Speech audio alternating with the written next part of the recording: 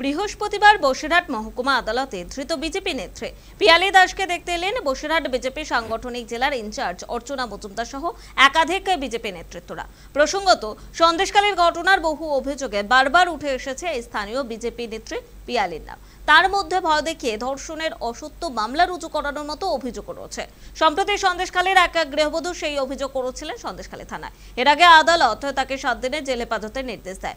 বুধবার এই নির্দেশের বিরুদ্ধে হাইকোর্টে মামলা করার আবেদন জানান পিয়ালি। তাকে মামলা দায়ের করার অনুমতি দিয়েছেন বিচারপতি জয় সেনগুপ্ত। বৃহস্পতিবার সেই মামলার শুনানি ছিল।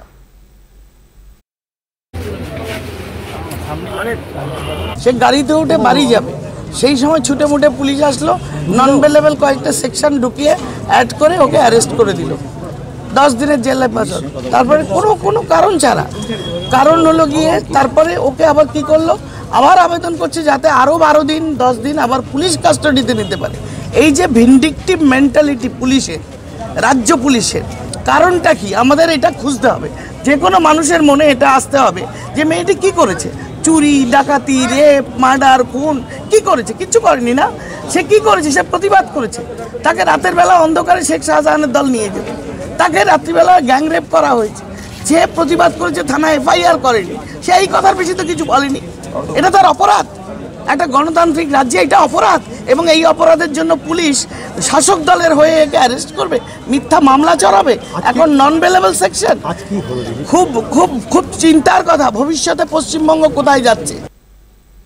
বৃহস্পতিবার বসিরহাট মহকুমা আদালতে ধৃত বিজেপি নেত্রী পিয়ালি দাসকে পেশ করা হয়। বসিরহাট মহকুমা আদালত থেকে পিয়ালি দাস ওরফে মাম্পিকে পুলিশ গাড়িতে তোলার সময় সাংবাদিকদের ক্যামেরার সামনে বলেন তাকে হেনস্থা করা হচ্ছে, আর এটা পিসি ভাইপোর কারসাজে চলছে। আজকের মতো শুনানি শেষ। আগামীকাল শুক্রবার ফের মামলা শুনানি হবে।